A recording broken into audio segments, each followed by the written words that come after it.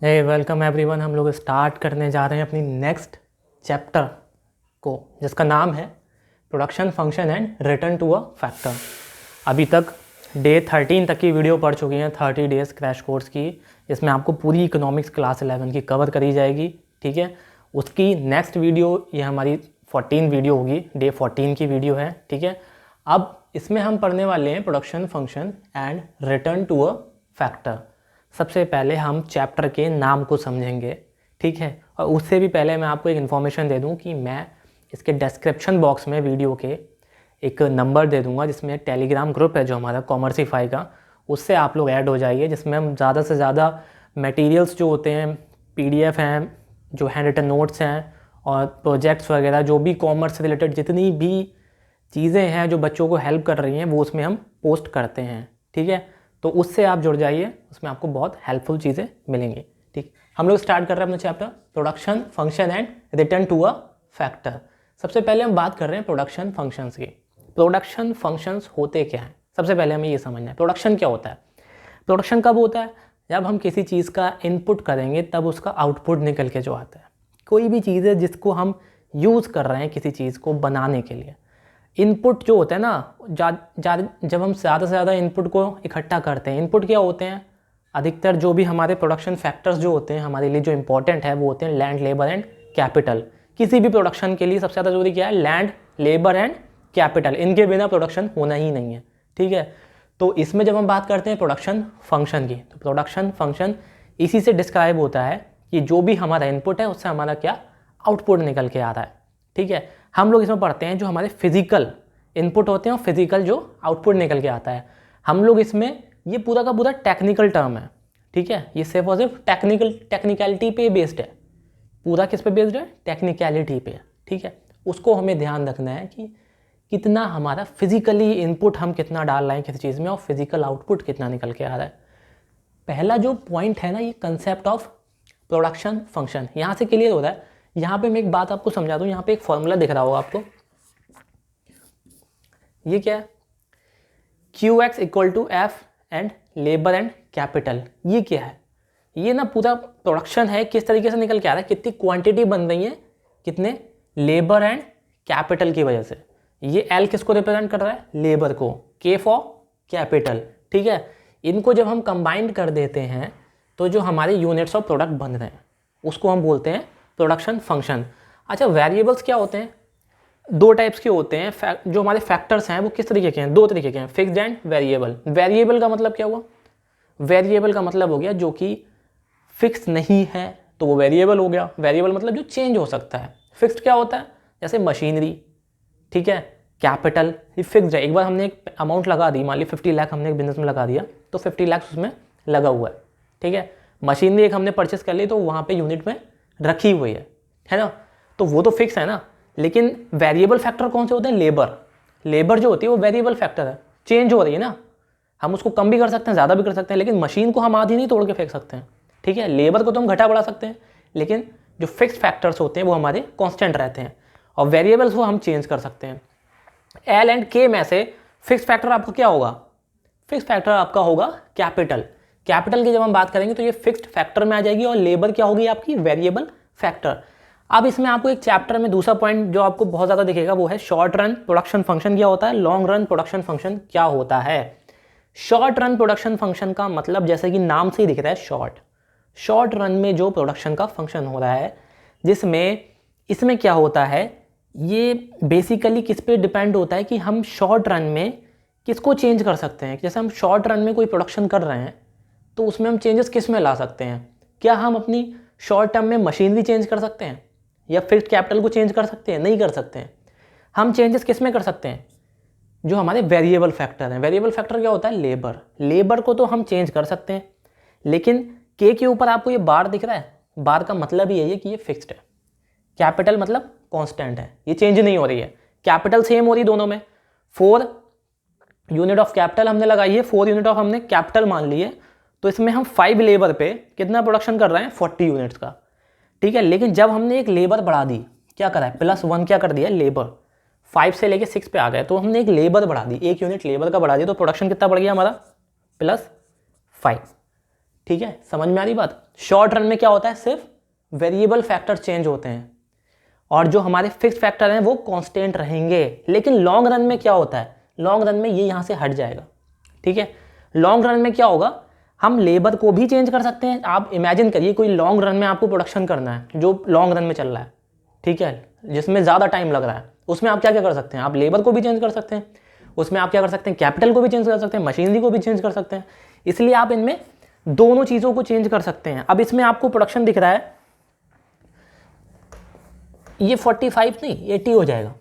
ठीक है, 5 labour and 4 capital, हमने इसको डबल कर दिया, just double, 10 labour and 8 capital. हुआ क्या, इसका रिजल्ट क्या हुआ कि 80 यूनिट्स बनने लगे। पहले बन रहे थे 40 यूनिट्स, अब बन रहे हैं 80 यूनिट्स। क्यों, क्योंकि हमने जस्ट डबल कर दिया। इसका रेशियो देखिए, इसका रेशियो देखिए, इसको कट करके देखिए, 5:4, रेशियो सेम है। ठीक है, रेशियो सेम ही है इनका, इतना ध्यान रखना है कि लॉन्ग रन में कैपिटल में रेशियो सेम होगा तो ये भी डबल होता चला जाएगा। अब नेक्स्ट जो आपको इस चैप्टर में देखने को मिलेंगे वो है total product, marginal product, average product of variable factor क्या होता है, क्यों फिक्स अच्छा टोटल प्रोडक्ट और मार्जिनल प्रोडक्ट क्यों निकालते हैं, क्योंकि इसमें आप एक चीज़ देख रहे हो, लेबर जो है वो 1 हो गई है, फिर 2 हो गई है, 3 हो गई है, लेबर चेंज हो रही है ना। ठीक है, यहाँ पे भी लेबर चेंज हो रही है। ठीक, लेकिन आपको इसमें कहीं पे कैपिटल दिख रही है, कैपिटल नहीं दिख रही, क्योंकि कैपिटल को हमने फिक्स इमेजिन कर लिया है। कैपिटल को क्या इमेजिन किया, हमने फिक्स कर लिया है, इसलिए इसको हम बोलते हैं वेरिएबल फैक्टर्स का है ये। किसका निकालना है हमें, टोटल प्रोडक्ट। टोटल प्रोडक्ट क्या होता है, सबसे पहले हमें समझना है टोटल प्रोडक्ट क्या होता है। टोटल प्रोडक्शन जो होता है वो होता है पूरा जो भी हम ऐड कर लेते हैं उसको, जितने भी हमने प्रोडक्ट कंबाइन करके बनाए हैं। मान लीजिए एक लेबर पे 10 प्रोडक्ट बने थे, 2 लेबर कर दी हमने, 2 यूनिट्स ऑफ लेबर लगाई तो कितने हो गए 15, 3 लेबर्स ऑफ यूनिट पे हमें प्रोडक्शन हो रहा है 20, फिर हमने 4 यूनिट्स कर दिए लेबर के तो प्रोडक्शन हमारा हो गया 25। तो 10, 15, 20, 25 सबको ऐड कर दीजिए, जो टोटल प्रोडक्ट निकल के आएगा उसको हम बोलते हैं टोटल प्रोडक्ट। मार्जिनल प्रोडक्ट क्या होता है, देखिए टोटल प्रोडक्ट क्या है, एक लेबर पे हमें 50 मिल रहा है, 2 लेबर कर दी तो हमने 19 प्रोडक्ट्स बना लिए, 3 लेबर पे हमने कितना कर लिया 120 बन रहे हैं। ठीक है, ये टोटल है। लेकिन अब मार्जिनल की जब बात करते हैं तो मार्जिनल में क्या हो रहा है, सारे क्वेश्चन सॉल्व हो जाएंगे। इसको अगर समझ लिया, इस टेबल को समझ लिया तो सारे क्वेश्चन अपने आप सॉल्व हो जाएंगे। ये नहीं प्रॉब्लम आएगी कि मुझे क्वेश्चन कैसे करूँ, मैं इसका न्यूमेरिकल कैसे सॉल्व करना है। इसको समझ लीजिए, यहीं से टीपी निकालना आ जाएगा, यहीं से एपी निकालना आ जाएगा, यहीं से एमपी निकालना आ जाएगा।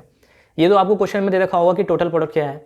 लेबर आपको दे रखी है, चेंज लेबर, ध्यान से देखिए एक बढ़ रही है लेबर आगे। ठीक है, लेबर क्या हुई है, इंक्रीज हुई है ना। एक मिनट रुको,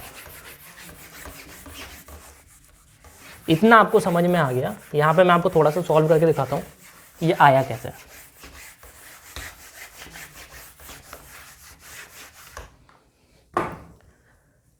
एवरेज प्रोडक्ट क्या होता है, एवरेज प्रोडक्ट हो गया, जब हम एवरेज प्रोडक्ट का एक फॉर्मूला है, एपी का फॉर्मूला हमेशा ध्यान रखना है, टीपी अपॉन एल, मतलब टोटल प्रोडक्शन अपॉन जो भी हमारे पास वेरिएबल फैक्टर दे रखे हैं।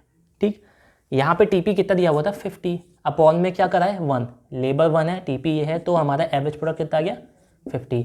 दोबारा हमने इसको चेंज किया, यहाँ पे हमको टीपी दे रखा था 90 एवरेज प्रोडक्ट, और लेबर हमारे पास कितनी थी 2, तो हमारा एवरेज प्रोडक्ट क्या निकल के आ गया 45। देखिए ये आ गया चेंज होके। ये तरीका है हमारे पास किसके लिए, एपी निकालने का, टीपी अपॉन एल।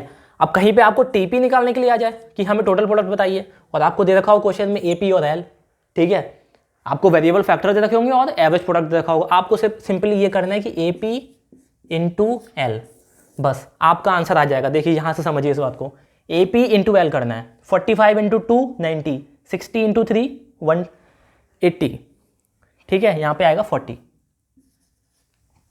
40 इंटू 3 120। ठीक है, ये है इसमें एपी निकालने का तरीका। एमपी कैसे निकलता है, मार्जिनल प्रोडक्ट, आपको पता है, आपने पिछले चैप्टर में पढ़ा, उससे पहले भी पढ़ा कि मार्जिनल प्रोडक्ट कैसे निकालते हैं। मार्जिनल प्रोडक्ट का साफ साफ मतलब होता है आगे वाले में से पीछे वाला जो स्टेप है उसे माइनस कर दो। ठीक है, सिंपल फॉर्मूला है।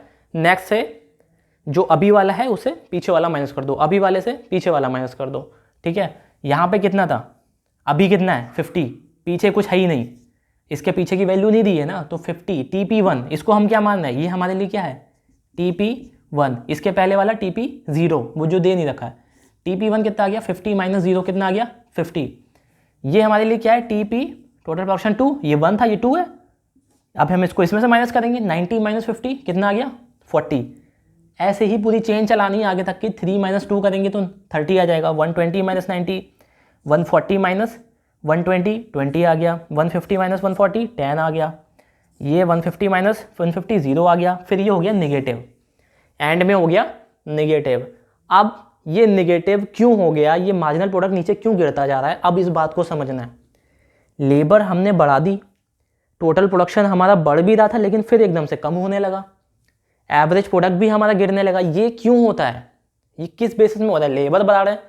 जब हम लेबर बढ़ा रहे हैं तो हमारा तो प्रोडक्शन बढ़ना चाहिए ना, मार्जिनल प्रोडक्ट भी बढ़ना चाहिए, है ना, सारे रेशियोज बढ़ने चाहिए, लेकिन ऐसा क्यों होता है कि ये गिरने लगता है, इसको समझना है यहाँ से। इसका ही लॉ है जो दे रखा है, उसको बोलते हैं law of diminishing marginal product. Law of diminishing marginal product, diminishing मतलब गिरता जा रहा है। लॉ ऑफ वेरिएबल प्रोपोर्शन, इसका दूसरा नाम है लॉ ऑफ वेरिएबल प्रोपोर्शन। इसमें क्या होता है, ये जो चार्ट दिख रही है आपको, इसको ध्यान से देखिए, इसमें नीचे दे रखा है मार्जिनल प्रोडक्ट, नीचे बनी हुई है मार्जिनल प्रोडक्ट की चार्ट इस वाले, और ऊपर हमने बनाई है टोटल प्रोडक्ट की चार्ट इसकी। हुआ क्या है, अब आपको फैक्टर ध्यान समझना है। जब यहाँ पे मार्जिनल प्रोडक्ट 50 था, टोटल प्रोडक्ट 50 था, मार्जिनल प्रोडक्ट 40 हुआ, 10 कम हुआ है, ठीक है, मार्जिनल प्रोडक्ट गिरा है, लेकिन टोटल प्रोडक्ट तो 90 हो गया, 40 बढ़ गया एकदम से, ठीक है। उसके बाद मार्जिनल प्रोडक्ट फिर 10 कम हो गया, ठीक, लेकिन ये 30 बढ़ गया, फिर मार्जिनल प्रोडक्ट 10 फिर कम हुआ है, फिर ये 20 बढ़ा है।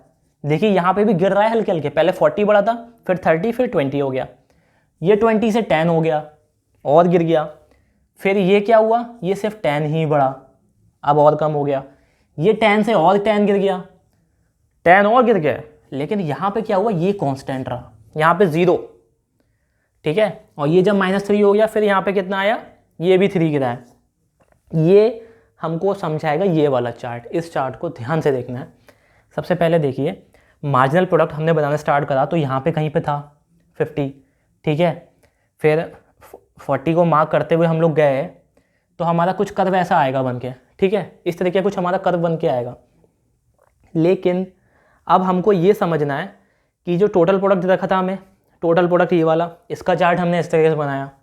इसमें क्या होता है, स्टेज होती हैं 2, ठीक है, 3 स्टेजेस हो गई यहाँ पे। एक तो जब ये पीक पे होगा तो हमने यहाँ पे इसका ये पॉइंट ले लिया, इसको पॉइंट को क्या बोलते हैं, पॉइंट ऑफ इन्फ्लेक्शन। जब मार्जिनल प्रोडक्ट पीक पे था, ठीक है, पीक पे कब था, 50 पे था, 50 हुआ तो पीक पे था, ठीक, ये मार्जिनल प्रोडक्ट पीक पे है, इसको जब हम जहाँ से ज्वाइन कर देंगे ये होगा पॉइंट ऑफ इन्फ्लेक्शन। फिर तीसरा आ गया ये पॉइंट, यहाँ पे टी आ गया, ठीक है। जब ये किस पे है, ये हाईएस्ट पे है, टोटल प्रोडक्ट हाईएस्ट पे कब तक पहुँचा था, किस सेंस में पहुँचा था, 150 पे पहुँचा है, 150 पे पहुँचा तो यहाँ पे है, ठीक है। उस समय क्या हालत थी, जब ये 150 पे पहुँच गया तो मार्जिनल तो 0 हो गया, ठीक है, इसलिए यहाँ पे ये 0 पे आ गया, बिल्कुल आ रही बात समझ में, ठीक। लेकिन इसको हमने 3 रेशियोज में डिवाइड कर दिया है, 3 पार्ट्स में डिवाइड करा है, स्टेज 1, स्टेज 2 और स्टेज 3। अब क्या होता है, एक होता है इंक्रीजिंग रिटर्न। जब तक इंक्रीजिंग रिटर्न्स आ रहे हैं, मार्जिनल प्रोडक्ट 10 होके गिर रहा है, लेकिन यहाँ पे क्या होता था, इंक्रीजिंग रिटर्न्स आ रहे थे। क्यों, ये बढ़ रहा था, टोटल प्रोडक्ट बढ़ रहा था, कब ऊपर जा रहा है, ठीक है, इसलिए ये हो गया इंक्रीजिंग रिटर्न। फिर क्या हुआ, धीरे धीरे, अच्छा ये फैक्टर, ये कौन सी कंडीशन होगी जब इंक्रीजिंग रिटर्न आते होंगे, जब हमने देखिए एक हमारे पास ज़मीन का टुकड़ा, मान लीजिए आपके पास 2 हेक्टेयर्स ऑफ लैंड है, ठीक है, आपने उसमें क्या करा, टोमेटोज उगाना स्टार्ट करे। 1 हेक्टेयर ऑफ लैंड में मान लीजिए आपने 50 kg ऑफ टोमेटोज उगाए फॉर एग्जाम्पल। लेकिन अगर, क्योंकि आपके पास सिर्फ एक लेबर थी, मैंने आपको 2 लेबर दी, 2 लेबर्स ने काम करा, आपने वहाँ पे कितने उगा दिए, 100 kg उगा दिया आपने टोमेटोज, लैंड उतना ही था। लेकिन ऐसा थोड़ी ना कि मैं 10 लेबर लगा दूंगा तो प्रोडक्शन बढ़ता ही चला जाएगा, लैंड की भी एक लिमिट है, ठीक है, हर चीज़ की एक लिमिट है। पहले हम उसको यूज़ नहीं कर पाते थे, लेकिन हमने लेबर बढ़ाई तो क्या हुआ, हम उसका ऑप्टिमम यूज़ कर रहे हैं, सारे फैक्टर्स हमारे सही से काम कर रहे हैं, हमारी मशीनरी सारी सही से चल रही है, ठीक है। वो होती है हमारी कंडीशन जब इंक्रीजिंग रिटर्न होता है। डिमिनिशिंग रिटर्न कब होता है, जब मार्जिनल गिरता जा रहा है, ठीक है, अब कोई ज़्यादा फायदा नहीं होता है। हम कितनी लेबर बढ़ा रहे हैं, हमने 4-5 तक लगाई, ठीक है, लेकिन हम 5, 6, 7, 8 लेबर लगा देंगे उतने ही पीस ऑफ लैंड पे, फिर क्या होगा, ज़्यादा असर नहीं होगा, थोड़ा सा प्रोडक्शन बढ़ेगा, फिर क्या होगा, गिरना स्टार्ट हो जाएगा एंड वो स्टेज आ जाएगी। ये हो गया डिमिनिशिंग, ये अब धीरे धीरे पीक पे पहुंच के गिरने लगा है, ठीक है। फिर जो हमारी लास्ट स्टेज होगी वो होगी निगेटिव रिटर्न्स, कि हमने इतनी ज़्यादा लैंड एंड लेबर लगा दी कि हम ना तो लेबर को कंट्रोल कर पा रहे हैं, ना हम प्रोडक्शन फंक्शन को कंट्रोल कर पा रहे हैं, कोई भी प्रोडक्शन फंक्शन हमारे कंट्रोल में नहीं है। वो जब स्टेज आ जाएगी वो होती है स्टेज 3, जिसको हम बोलते हैं नेगेटिव रिटर्न्स। जब हमको नुकसान ही होगा, जब हम थोड़ी सी, हमारे पास एक मशीनरी है। अब एक बात बताइए, एक मशीनरी है, एक मशीनरी में आप 1000 पीस किसी चीज़ का प्रोडक्शन कर रहे हैं, 1000 पीस का वो प्रोडक्शन कर सकती है, उसकी इतनी कैपेसिटी है। आपने स्टार्टिंग में तो उसे यूज़ ही नहीं कर रहे थे, फिर आपने उसे यूज़ करना स्टार्ट करा, थोड़े से आपने लेबर लगाई तो आपका प्रोडक्शन बढ़ा, आपने 1000 तक पहुंच गए, पीस प्रोडक्ट करने लगे उससे। लेकिन आप उसी मशीनरी पे ज़रूरत थी 10 लेबर की, एक मशीनरी को ऑपरेट करने के लिए 10 लोग चाहिए थे, आपने क्या करा, 20 लगाए, ठीक है कोई बात नहीं, एक अच्छा रिजल्ट आता था, 1000 प्रोडक्ट सही से बन रहे थे। लेकिन अगर अब उसी मशीनरी पे 40 लोगों को डटा देंगे तो 40 लोगों का काम है ही नहीं जब मशीनरी पे, तो क्या होगा, प्रोडक्शन तो वो उतना ही दे पाएगी ना। तो इसलिए मार्जिनल यूटिलिटी गिरने लगेगी, क्योंकि अब हमको फ़ायदा नहीं हो रहा है लेबर बढ़ाने से। वेरिएबल फैक्टर्स कितने भी बढ़ा लो, फ़ायदा नहीं हो रहा है। वो जब स्टेज आ जाएगी उसको हम बोलते हैं निगेटिव रिटर्न्स, ठीक है। इस चैप्टर में इतना ही है, और इसके न्यूमेरिकल की वीडियो जब सारी थ्योरी खत्म हो जाएगी तो मैं अलग से भी करवाऊंगा, वरना ये इसके न्यूमेरिकल बहुत इजी हैं। इस चार्ट को आपको समझना है बस, labour, TP and AP and MP, ठीक है। ये आपको दे रखा होगा total product, average product, marginal product. Total product आपको दे रखे होंगे क्वेश्चन में, एवरेज प्रोडक्ट आपको बता दिया है कि टीपी से डिवाइड करना है एल को, आपके एवरेज प्रोडक्ट निकलते चले आएंगे, ठीक। उसके बाद मार्जिनल प्रोडक्ट के लिए आपको पता है सिंपल सा फॉर्मूला, TP1 माइनस TP0, मतलब जो इनिशियल है उससे पीछे वाले को माइनस करना है। इतना सा ध्यान रख लीजिए, दिमाग में फिट कर लीजिए, जो अभी का है उससे पीछे वाला माइनस करना है।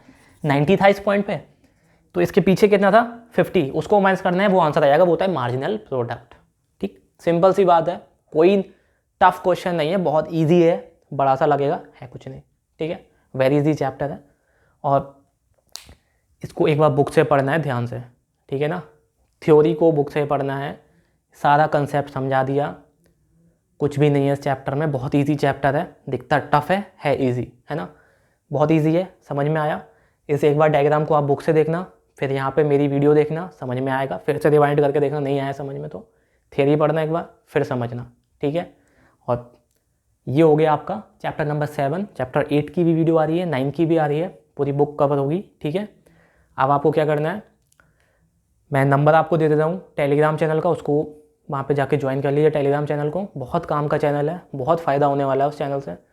अभी काफ़ी मेंबर्स हो गए हैं उसमें और धीरे धीरे बढ़ रहा है वो, अभी अब न्यू स्टार्ट करा है बिल्कुल, ठीक है। उसमें आपको बहुत सारी कॉमर्स रिलेटेड जितने भी मटेरियल हैं, कॉमर्स 11th एंड 12th दोनों के लिए, सिर्फ 11th के लिए नहीं है, पूरे कॉमर्स के लिए, इवन आगे तक काम आएगा आपको, ठीक है। ठीक है, थैंक यू, एंड चैनल को सब्सक्राइब कर लेना फॉर मोर वीडियोस, एंड जितने भी स्टूडेंट्स हैं आपके आसपास कॉमर्स के, उनमें ये वीडियो शेयर करनी, ठीक है। Thank you so much and best of luck.